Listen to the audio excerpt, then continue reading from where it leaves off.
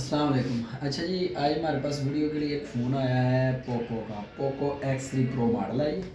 Poco का phone है, Poco X3 pro. इसमें प्रॉब्लम क्या है कि इसे देखते ही हर बंदे को पता चल जाता है कि ये पोको X3 प्रो का मैन्युफैक्चर प्रॉब्लम है। इसका CPU डाइसोड हो जाता है। तो कस्टमर का ये कहना था ये फ़ोन ऑन होता है, कभी बंद होता है, कभी हीट हो जाता है, कभी चल जाता है, कभी चार्जिंग शो करता है, कभी ब्लू स्क्रीन करता है। तो ये सारे फॉल्ट हमारे इसके रैम और CPU के हैं। तो इसका ड्यूल डैगर CPU है। तो जो है ना, हमें इसका CPU ही रिवॉल्व करना है। तो चले आपको थोड़ा सा चेक करवा देते हैं फ़ोन किस कंडीशन में है। और मैंने पावर बटन प्रेस किया हुआ है, तो ये फ़िलहाल ऑन नहीं होगा, तो कभी ये ऑन भी हो जाता है। कैमरा मैन ज़रा स्मार्ट चार्जर की तरफ करें। तो ये हमने स्मार्ट चार्जर के साथ इसको कनेक्ट करके चेक करना है। तो देखें, अभी मैंने स्मार्ट चार्जर के साथ इसको कनेक्ट किया है। स्क्रीन पर कोई चीज़ अवेलेबल नहीं, मतलब शो नहीं हो कर रहा कुछ भी। और बैक उतारी है तो बैटरी लगी हुई है। बैटरी उतारते हैं, उतार के दोबारा से लगाते हैं तो किसी किस्म की कोई चीज़, किसी किस्म की कनेक्टिविटी, कोई एम्पेयर कंजप्शन नहीं शो कर रहा। तो इसके बाद हम इसको ऑफ़ करके केबल को, तो सप्लाई पे हम इसको एक दफ़ा चेक कर लेते हैं। तो सप्लाई पे चेक करने के लिए थोड़ा, तो अभी हमने इसका केबल को सर्च आउट करके तो इसको भी चेक करते हैं कि इसमें फॉल्ट हमारा रैम प्लस CPU का ही होता है। तो इसमें रैम या CPU ड्राइसोड हो जाता है। मैं फ़ोन को कनेक्ट किया, अभी पावर बटन से प्रेस किया, तो ये देखें हमारी रीडिंग ना 130 पे है, अब 145 पे चली गई है। तो पावर बटन प्रेस करने से फ़ोन ऑन नहीं हो रहा। तो ये रीडिंग बेसिकली हमारी रैम की है। तो क्योंकि रैम को भी वोल्टेज CPU की वजह से मिलने होते हैं, तो हमें CPU और रैम दोनों को भी करना पड़ सकता है, या इसको स्टेप बाय स्टेप हम कर सकते हैं। तो फ़िलहाल ये CPU और रैम ये दोनों की रीडिंग दे रहा है। तो वैसे ये रीडिंग मस्ट जो है ना सिंपल रैम की है। तो आए अभी इसको स्टेप बाय स्टेप हम चेक करके तो रिवॉल्व करते हैं। तो अभी हमने PCB को सेपरेट कर लेना, ठीक है। इसके कैमरे वगैरह हमने रिमूव कर देने हैं। तो बोर्ड को हमने अलहदा से इस पर चूँकि वर्क करना है, तो कैमरे वगैरह सारे रिमूव कर देंगे। तो ये इसके कैमरे हमने रिमूव कर दिए। तो ये रहा जी इसका CPU। थोड़ा सा जूम करके दिखाते हैं, जैसे कि पहले भी इस पर किसी ने कोई वर्क किया हो। और वर्क क्या किया, सिर्फ हीट वगैरह दी है, जबकि इसे हीट नहीं है, बल्कि इसको दोबारा से रीबॉल करके लगाना है। तो फर्स्ट स्टेप में हम क्या करेंगे, फर्स्ट स्टेप में हम सिर्फ सिंपल इसकी रैम जो इसके ऊपर लगी है, हम सिर्फ रैम को ही रीबॉल करेंगे। अगर रैम रीबॉल करने से हमारा मसाला हो गया तो वेल एंड गुड, मगर ना हमें CPU भी करना पड़ेगा। तो चलें फ़िलहाल इसकी हम रैम को रीबॉल करते हैं उतार के। तो ये हमने इसकी रैम को रिमूव करना है। उसके लिए हमें बोर्ड को बोर्ड कैचर में लगाना होगा। तो ये बोर्ड कैचर है जी। बोर्ड कैचर के यूज़ के साथ हम इस पे काम करेंगे।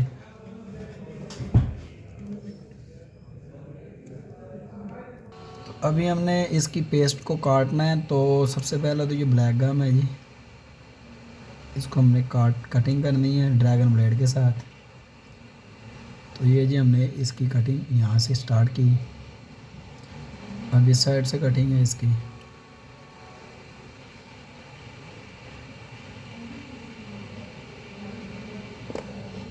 अभी घुमा के इस साइड से कटिंग करनी है जी हमें। तो CPU के इर्द गिर्द जो है ना ये ब्लैक पेस्ट लगी होती है, इसको हमें रिमूव करना है।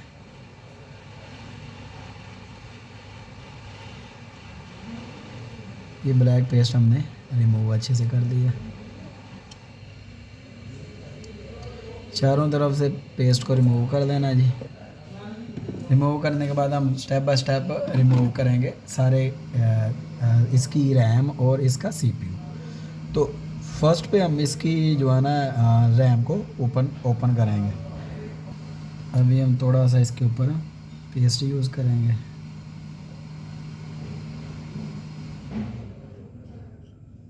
फ्लक्स यूज़ करने के बाद हम इसकी जो रैम है वो उतारने वाले हैं। तो रैम पे भी हमने 350 टेम्परेचर रखना है, याद रहे 350। बहुत सारे व्यूवर्स के कहने पे हम जो है ना डिटेल वीडियो बनाने वाले हैं इस हीट गन पे। तो इसकी डायरेक्शन इस कॉर्नर पे है जी। तो इंशाल्लाह अनकरीब हम वीडियो बनाएंगे कार्डा पे। कार्डा जो है ना ये हीट गन है कार्डा 2018D+। तो 100 में से 90% रिपेयरिंग वाले इंस्टीट्यूट वाले यही हीट गन यूज़ करते हैं। ये अच्छा हीट गन है जी। तो इस पर इंशाल्लाह डिटेल वीडियो बनाएंगे दोबारा से। ऑलरेडी एक वीडियो अवेलेबल है हमारी। तो फ़िलहाल हमें इसको रिमूव करना देखें। रिमूव करने से पहले ये एरिया हमारा ओपन है, तो हमें इसके ऊपर कोई कॉइन या इसकी सेफ्टी करना बहुत ज़रूरी है। ठीक है, अब हमने इसको सेव कर लिया है। पेस्टेड आईसी का ख्याल करना बहुत ज़रूरी है। तो इसकी डायरेक्शन भी हम चेंज कर सकते हैं, जैसा कि आपके सामने मैं डायरेक्शन चेंज करके रैम को उतारने वाला हूँ। इस साइड से हीट देंगे, इस साइड पे हीट जो है ना वो कंफर्टेबल रहेगी। तो रैम को हमने सिंपल सा रैम को रिमूव करना है। ठीक है, तो ये हमने इसके रैम में ब्लेड डाल दिया जी।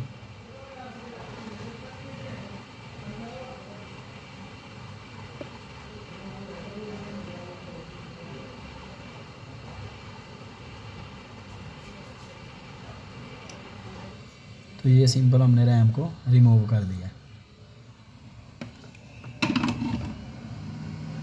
रैम को रिमूव करने के बाद साइड पे रखेंगे। अभी हम सीपीयू को भी रिमूव कर देते हैं, क्योंकि सीपीयू और रैम दोनों रीबॉल करके लगाने से मसला हमारा हल हो जाएगा। खाली फॉल्ट जो है ना वो हमारी रैम का था, हम रैम भी लगा सकते हैं, लेकिन अभी सीपीयू भी हम ओपन फ़ोन का सीपीयू जो है ना वो भी हम साथ में कर देंगे। क्यों? क्योंकि इसमें रेगुलर फॉल्ट जो है ना सीपीयू प्लस रैम का होता है। तो बड़े एहतियात के साथ इस पे भी हमने हीट देनी है और इसको हमने रिमूव करना है। सीपीयू उतारेंगे सेफ तरीके से, जल्दबाजी के साथ काम बिल्कुल नहीं करना। ड्रैगन ब्लेड के लिए हमने स्पेस बनानी है एक साइड से। इसको एक मखसूस टेम्परेचर पे हमने पहले मेल्टिंग का अंदाज़ा होना चाहिए कि हमारे बॉल कितनी टेम्परेचर पे मेल्ट होएंगे। तो उस एंगल से हमने एक साइड से ड्रैगन ब्लेड को लगाना है और सीपीयू को हम आहिस्ता आहिस्ता से ऊपर उठा देंगे।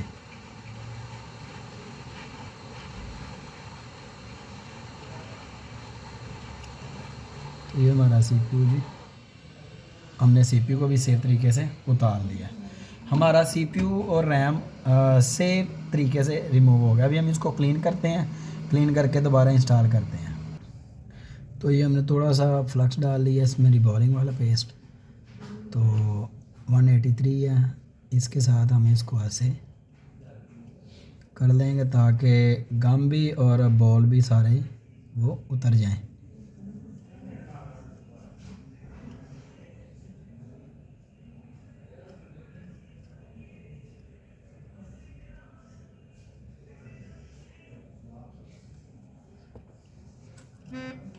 साथ साथ हमने इसकी डायरेक्शन भी चेंज कर देनी है ताकि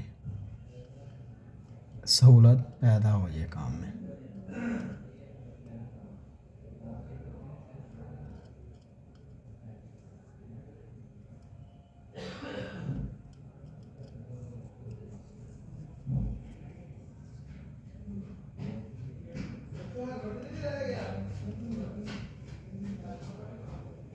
तो अभी हमने इसको उतार देना है।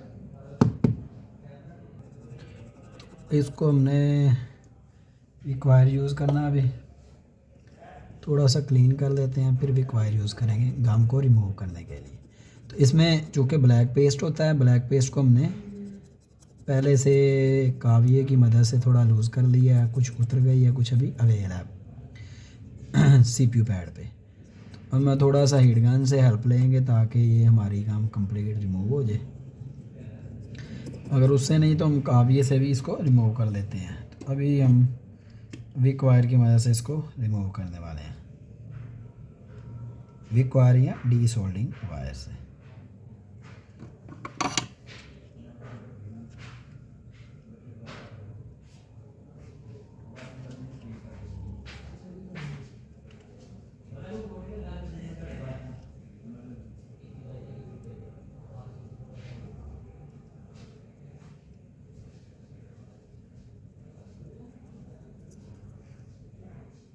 तो यहाँ से थोड़ा सा पेस्ट है, उसको हम इस काविये से ही रिमूव कर देंगे।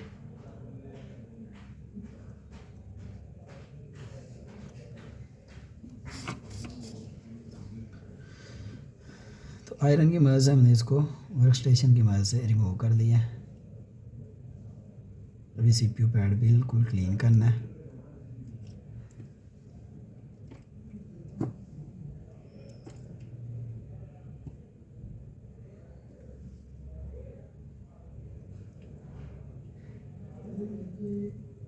तो ये डिसोल्डिंग वायर थोड़ी अच्छे वाली यूज़ करनी चाहिए ताकि सहूलत हो काम करने में आपको।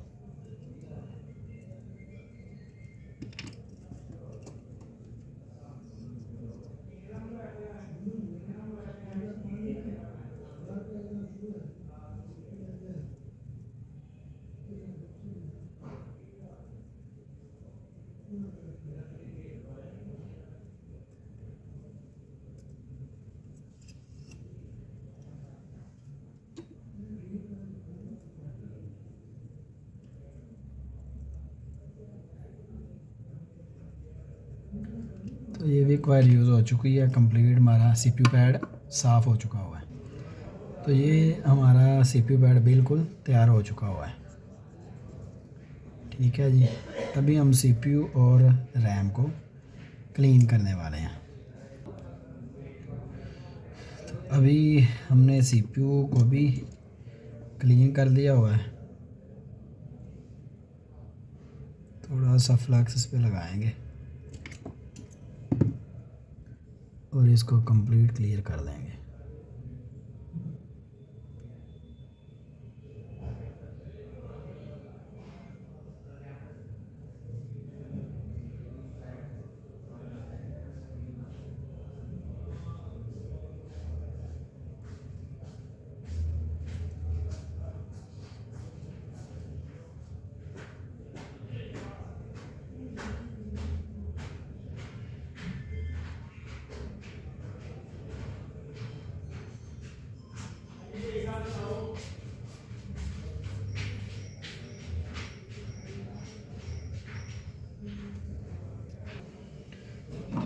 अच्छे से रीफिल करने के बाद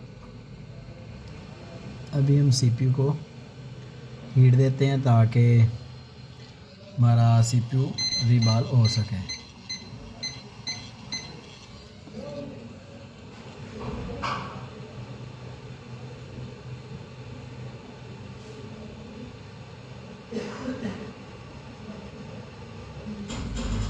तो सीपीयू हमारा रीबॉल हो चुका हुआ है जी। अभी हमने रैम को जो है ना रीबॉल करना है, तो रीफिलिंग कर ली हमने, रिबॉलिंग पेस्ट लगा ली है जी। अभी हम इसको हीट दे रहे हैं और ये देखें हमारी रैम भी बिल्कुल रीबॉल प्रॉपर हो गई है। हमारी रैम रीबॉल हो चुकी हुई है जी। तो ये हमारी रैम बिल्कुल कंप्लीट रीबॉल हो चुकी हुई है जी।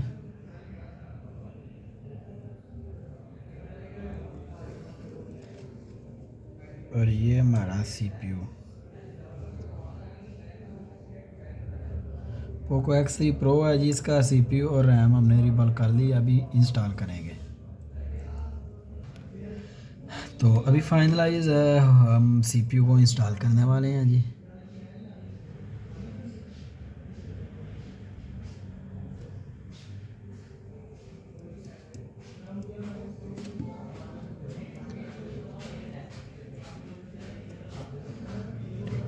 सीपीयू हम थोड़ा तिरछा ऐसे करेंगे ताकि हम हमारी हीट इस साइड पे ही रहे। अभी सीपीयू को सही डायरेक्शन के मुताबिक ऐसे रखना है।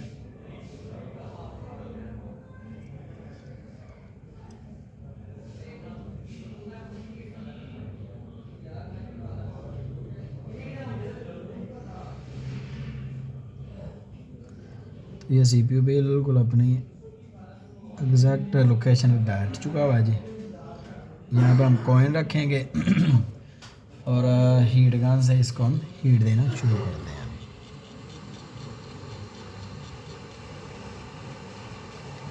तो याद रहे अपनी जो है ना ये आपका हीट गन का होल्डर वो एक जगह पर स्टिल नहीं रहना चाहिए। तो आपकी हीट जो है ना ऐसे राउंड राउंड राउंड राउंड घूमनी चाहिए ताकि पीसीबी को किसी किस्म का नुकसान नहीं हो। तो अभी हम जो है ना इसका जो बेस्ट से बेस्ट सॉल्यूशन होता है वो आपके साथ शेयर करते हैं ताकि आप लोगों को फ़ायदा हो जाए।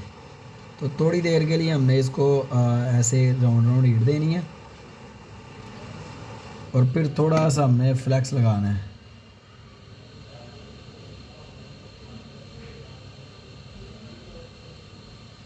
फ्लैक्स हमने कार्नरों पे इसलिए डालना है, ये नीचे इसके चला जाएगा।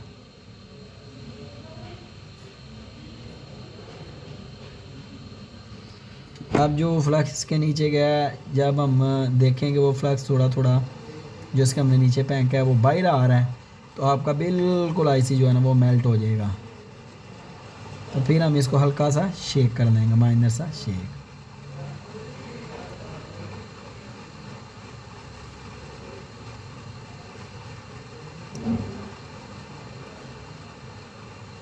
अभी ये हमारा शेक के काबिल हो चुका हुआ है, गम बाहर आ गया। ये देखें हमारा CPU बहुत ज़बरदस्त तरीके से फिट बैठ गया। अभी शेक भी कर लिया हमने इसको। अभी इसके ऊपर हम रखेंगे रैम को, थोड़ा सा कूल करते हैं, फिर रैम को रख के इंस्टॉल कर देते हैं। रैम को हमने उसकी पोजीशन पे लगा लिया जी। तो अभी हम इसको भी हीट दे के एडजस्ट करने वाले हैं।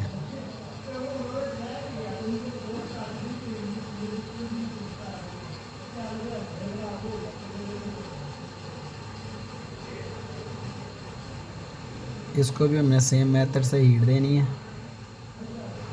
थोड़ी सी रैम हमने नीचे रखी है, ये खुद ब खुद अपनी जगह पे आ जाएगी। सिर्फ माइनर सा हमने फ़र्क रखा है। ये फ़र्क इसलिए रखा है कि जब वो मेल्ट हो तो अपने बिल्कुल असल प्लेस पे बैठ जाएगी। देखा है अभी रैम अपनी वापस जगह पे आ चुकी है। अभी हम थोड़ा सा इसको शेक करने वाले हैं। तो ये हमारा CPU और रैम अल्हम्दुलिल्लाह बिल्कुल बैठ चुका है। अभी हम इसको थोड़ा कूल करते हैं, कूल करने के बाद इसको चेक करते हैं। तो इसका जो है ना CPU रिबल करके हमने लगा दिया हुआ है और इसके ऊपर हमने अभी एक कूलिंग पेस्ट लगा दी है। ठीक है, इससे क्या होता है, इससे हमारा फ़ोन नॉर्मल कंडीशन रहता है, ज़्यादा ओवर हीट नहीं होता। तो अभी हम इसको ऊपर कैमरा भी लगा लेते हैं। कैमरे वगैरह इंस्टॉल करके तो इसको पीसीबी को हम ना इंटरनल में लगा के अभी चेक कर लेते हैं। तो ये अभी हम पीसीबी इसके अंदर लगाने वाले हैं।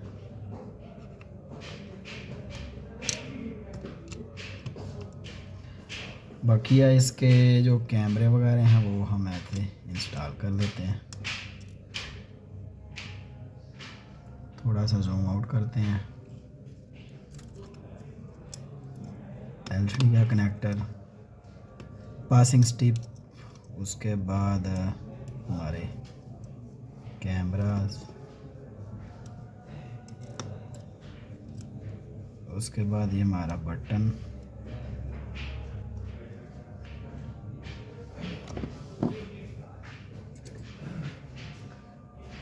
ये स्टिप, ये केबल लगेंगी, फाइबर केबल। ठीक है, अभी हम फ़ोन को टेस्ट कर लेते हैं। तो बैटरी अभी लगा लेते हैं।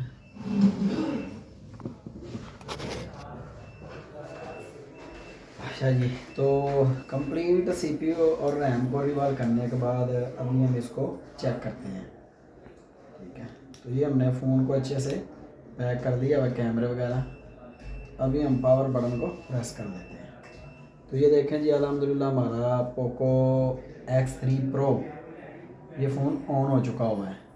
तो जब भी पोको X3 प्रो का नाम आता है तो सबसे पहले आपके माइंड में ये आता है कि जब भी वो फ़ोन बंद हो, हैंग हो, लोगो पे आ जाए, लोगो स्टक हो, रिस्टार्ट हो, उसमें आपका मेजर इशू CPU और रैम का ड्राई शोल्डिंग का है।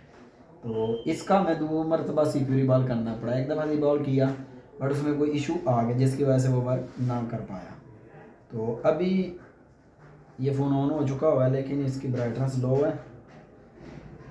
इसकी ब्राइटनेस फुल कर देते हैं। तो ये देखें जी अभी एमरजेंसी।